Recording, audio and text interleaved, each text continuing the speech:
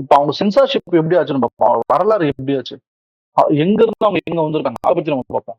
America's complex history of movie censorship லாம் பார்த்துட்டோம். There is no federal censorship board. The film industry has implemented its own guidance and codes to ensure compliance with the societal norms and moral standards. முன்னாடி அப்படி இல்ல, இப்ப அப்படி இருக்கு. முன்னாடி அப்படி இல்ல. ஏர்லி இயர்ஸ் 1907ல இருந்து 1968 வரைக்கும் Chicago's 1907 ordinance followed by Detroit and other cities marked the beginning of local censorship efforts. Beginning of local அப்பனா என்ன அர்த்தம்? ஒவ்வொரு ஸ்டேட்ல, இப்ப நம்ம ஊர்ல வந்து ஸ்டேட் சொல்றோம், அவங்க ஸ்டேட்ஸ் தான். ஸோ ஒவ்வொரு ஸ்டேட்டுக்குமே லோக்கல் லெவல்ல இந்த படம் யார் பார்க்கலாம் யார் பார்க்கக்கூடாதுங்கிறதுக்கு அவங்க வந்து சென்சார் பண்ணலாம். அவங்களுக்கு அந்த அத்தாரிட்டி, அந்த ரைட் அவங்களுக்கு இருந்திருக்கு, பாடிக்கு, கவர்மெண்ட் பாடிக்கு. இன் 1911 Pennsylvania becomes the first state to enact statewide censorship of movies. அந்த ஸ்டேட்ல ரிலீஸ் பண்ணணும்னா இது கண்டிப்பா சென்சார் வாங்கணும் அப்படிங்கிறதுக்கு ஸ்டேட் சென்சார்ஷிப் அவங்க தான் 1911ல கொண்டு வந்திருக்காங்க. அதுக்கப்புறம் என்ன இருக்கு? Motion pictures producers and distributors association. இது வந்து எம்பிஏன்னு இப்ப சொல்றாங்க, அதுக்கு முன்னாடி இப்படி இருந்துச்சு.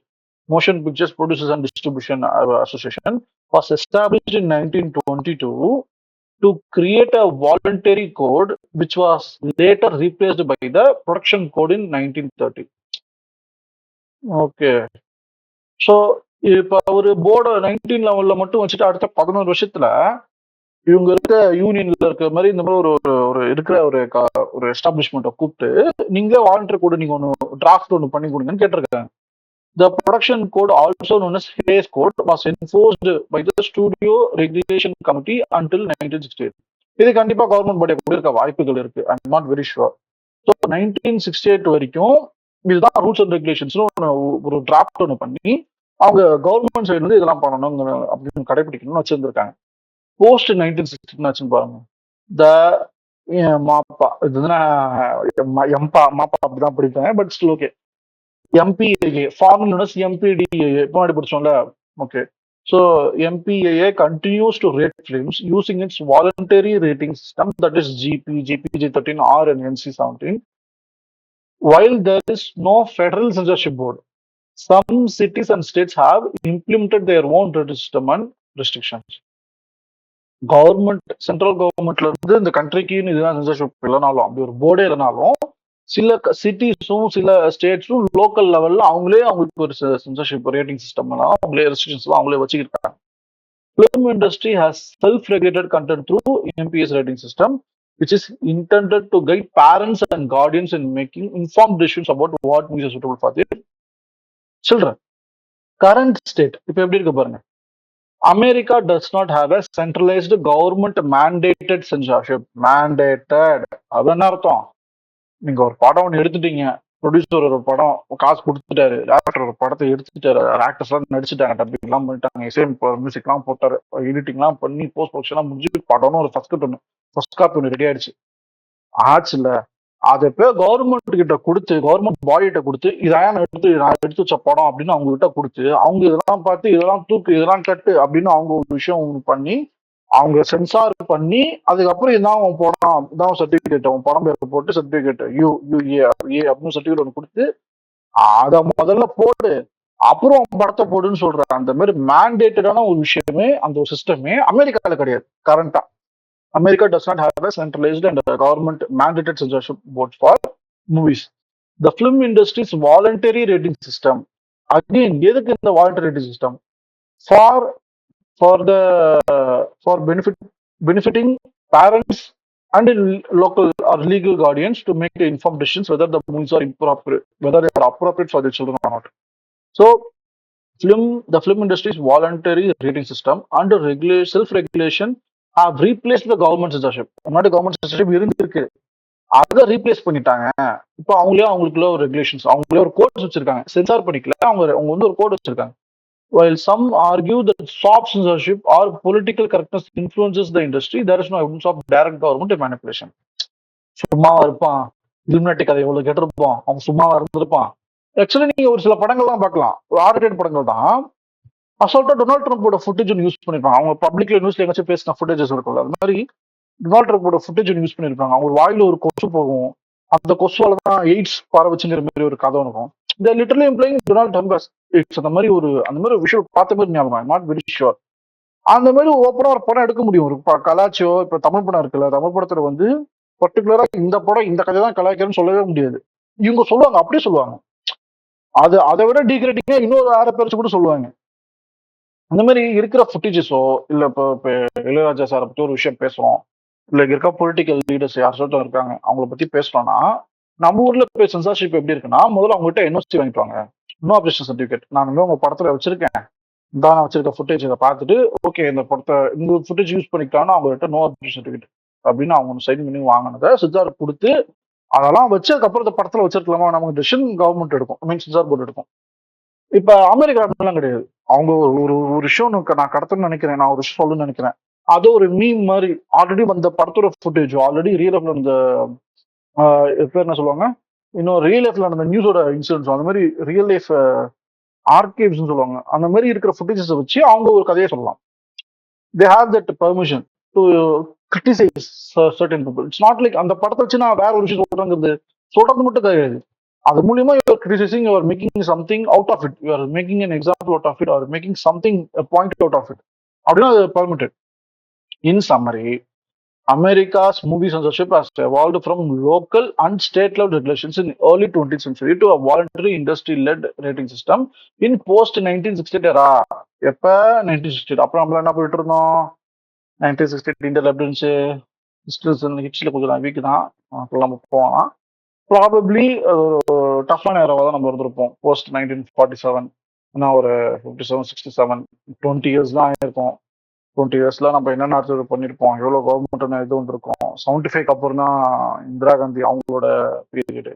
68 ப்ராபப்ளி அது வேற மாதிரி தான் இருந்திருக்கும். ஓகே, நம்ம ஊர்ல பாருங்க, நம்ம கான்டெக்ட்ல பாருங்களேன், இந்திரா காந்தி அவங்களோட டைம்ல எமர்ஜென்சி வந்துச்சு. எமர்ஜென்சி வந்த டைம்ல நியூஸே பப்ளிஷ் ஆகக்கூடாது, ப்ரெஸ் சென்சார்ஷிப் நடந்துச்சு. அதெல்லாம் பார்த்து அதுக்கு எதிர்த்து ஒரு சிட்டிசனுக்கு ஃபண்டமெண்டல் ரைட் இருக்கு, ப்ரெஸ்ஸுக்கு ஃப்ரீடம் வேணும், ஹியூமன் எக்ஸ்பிரஸ் பண்றதுக்கு ஃப்ரீடம் வேணும்னு போராடினதுக்கு அப்புறம் அவங்களே அதை திருப்பி போட்டுட்டு நான் தவறு செஞ்சுட்டேன்னு மன்னிப்பு கேட்டதுக்கு அப்புறம் திரும்பி எலெக்ஷன் ஜெயிச்சு வந்ததெல்லாம் அப்புறம் இந்த ஒரு இன்சிடென்ட்டுக்கு அப்புறம் நம்ம லேர்ன் பண்ணிட்டு நம்ம சென்சார்ஷிப்பை நம்ம பேன் பண்ணிருக்கோமா, இதை நம்ம வந்து சென்சார்ஷிப் அபாலிஷ் பண்றதுக்கு ட்ரை பண்ணிருக்கோமா? அகைன் அந்த டைம்ல தேவையா கூட இருந்திருக்கலாம். இது தப்புங்கிறதுக்காக இது தேவையில்லைன்னு அர்த்தம் கிடையாது. There is two things. இது எனக்கு தேவை, இது கண்டிப்பா இருந்தே ஆகணும். It's like need or deserve அந்த மாதிரி வரும். Maybe it is not needed but we deserve such rating systems during those period. Maybe we deserve those things so that we can become something better out of it. நம்ம அதுல இருந்து நம்ம better so we can have be better. ஆனா இப்ப அதுல இருந்து கத்துக்கிட்டு கிராஜுவலா அதுல இருந்து நம்ம திருந்தி இன்னும் லீனியன்ட் ஆக்கி ஃப்ரீடம் ஆஃப் எக்ஸ்பிரஷனுக்கு நம்ம நின்று இருக்கோமானா இல்ல. There is no federal censorship board and the film industry has largely self-regulated content through its rating system. இதுதான் இப்ப யுனைடெட் ஸ்டேட்ஸ்ல இருக்கிறது. நம்ம ஓவராலா ஜஸ்ட் பார்த்துட்டோம். அகைன் ரொம்ப டீடைல்டா இருக்கும் என்னென்ன சென்சார் சிகாகோல எப்படி இருந்துச்சு. United states in 1950 United Supreme Court determined its Mutual Film Corporation versus Industrial Commission of Ohio that motion pictures were purely commerce and not an art and so not covered by the First Amendment. This left local, state and city censorship boards no constitutional impediment to editing or banning films. 1950ல நடந்த கூத்த பார்த்தீங்களா? Motion pictures are purely commerce and not an art அப்படின்னு போராடி, so this left to local, state and city censorship boards no constitutional impediment to editing or banning films. This decision was not overturned by Supreme Court until it heard Joseph Boston, including Mrs. Wilson. Okay, 1952. Then several states formed a film censorship board that exercised the prior restraint. Restraint நான் முன்னாடியே என்கிட்ட கொடுத்துடணும். Censorship imposed usually by a government institution on expression that prohibits particular instances of expression. It is a constant to censorship that establishes certain subject matters, and reviews a particular instance of expression. Film exhibition, which both predated and outlasted by Hays Code. Massachusetts, Pennsylvania, Ohio, Maryland, Kansas, right? New York State Censorship Board, Virginia State Board of Censors. இருக்கிற அவ்வளோ hundreds of cities also regulated motion pictures, including Atlanta, Boston, Chicago, Dallas, Detroit, and production code. Okay. In return of for military access. Yes, 2022, the United Department of Defense works with approximately 130 movies, television shows, video games, and documentaries per year to offer producers access to military bases and loans of military equipment, but in return gets the right to demand script changes and in some cases add talking points. It removes or minimizes references to sexism, racism, war crimes. எதுக்கு இதெல்லாம் பண்றான்? எல்லாம் எதுக்குதான்? அவன் பண்ணதெல்லாம் மறைக்கலாம். It removes or minimizes the references to sexism, racism, war crimes, PTSD, and veteran suicide, and generally acts to portray the military in a positive light. Some movies choose to forego this cooperation and obtain military hardware and backdrop internally on our private market. The production of some movies is made contingent on military approval by the studio for cost reasons. Changes have included altered the Tony Stark character in Iron Man. What? Hey, என்னடா நடக்குது? What is happening, man? Changes have included altering the Tony Stark character in Iron Man from being opposed to weaponizing his technology into an arms deal who sells it to US military and deleting a reference to the atomic bombings of Hiroshima and Nagasaki from Godzilla.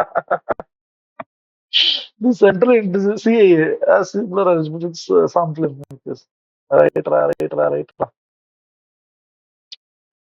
So, இதாங்க இவ்வளவுதாங்க நான் சொல்ல வந்ததுங்கிற மாதிரி அவ்வளவுதாங்க நான் சொல்ல வந்தது. இதுதான் இருக்கிற அர்த்தம். அமெரிக்கால இப்ப இப்படிதான் இருக்கு. We have covered what is India. We have covered அமெரிக்கால ஏன் இப்படி இருக்கு. ஆல்சோ ஸ்டேட்டட் நாம ஏன் அமெரிக்காவை பார்க்கணும். It's not like America is always right. No, அமெரிக்காலையும் மக்கள் எலெக்ஷன் பண்ணி தேர்ந்தெடுத்து தான் அங்கே ஒரு கவர்மெண்ட் ஃபார்ம் பண்றாங்க. இங்கேயும் நம்ம எலெக்ஷன்ல மக்கள் எலெக்ட் பண்ணி தான் கவர்மெண்ட்டை ஃபார்ம் பண்றோம். ஆனா கான்ஸ்டிடியூஷனலா கவர்மெண்ட் சைட்ல இருந்து என்ன பண்ணணும், இது பண்ணக்கூடாதுங்கிறது மிகப்பெரிய டிபேட். இப்ப அமெரிக்காலே பாருங்களேன், இப்ப வரைக்கும் இப்ப பெரிய பிரச்சனை என்னன்னா அபார்ஷன் வந்து ஒரு ஹியூமன் அபார்ஷன் சில ஸ்டேட்ஸ்ல பேண்ட். அபார்ஷனுங்கிறது ஹியூமன் ரைட்டா இல்லையா? ஒரு பேரண்ட் ஒருத்தவங்க இருக்காங்க, ஒரு பெண்மணி ஒருத்தவங்க இருக்காங்க. அந்த பெண்மணி மெடிக்கல் ரிசல்ட்ஸ் இல்லாமல் அபார்ஷன் பண்றதுக்கு உரிமை இருக்கா இல்லைங்கிற போராட்டம் இன்னும் போயிட்டு தான் இருக்கு. அது ஒரு பெரிய பிரச்சனை இப்போ வரைக்கும் அமெரிக்கால இருக்கு. 2024 வரைக்கும் அவங்களால ஃபிக்ஸ் பண்ணவே முடியல பாருங்க. It's not like America is always frontier, but at least இந்த மூவிஸ், இந்த ஃபிலிம் மேக்கிங்ல, இந்த ஃபிலிம் மேக்கிங் ப்ராசஸ்ல they are the front runners. அதை நம்ம ஒத்துக்கிட்டு தான் ஆகணும்.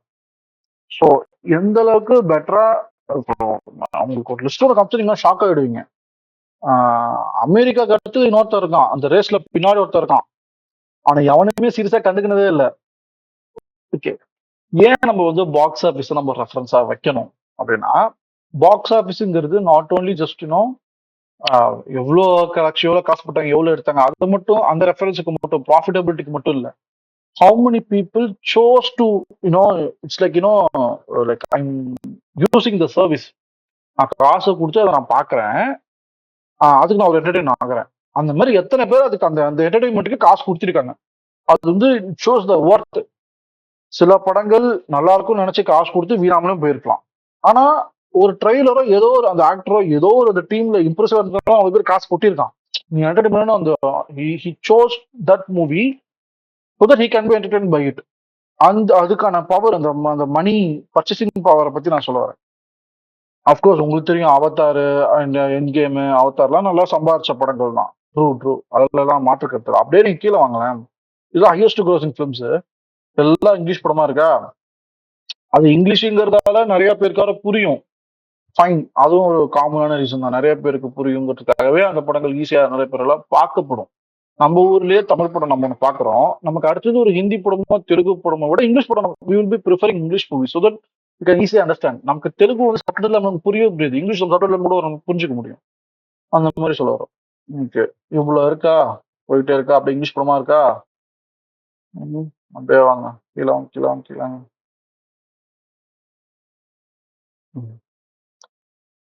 அதிகமா கரெக்டான 50 ஃபிலிம்ஸ் எல்லாமே இங்கிலீஷ் படம், எல்லாமே $1 billion படம்.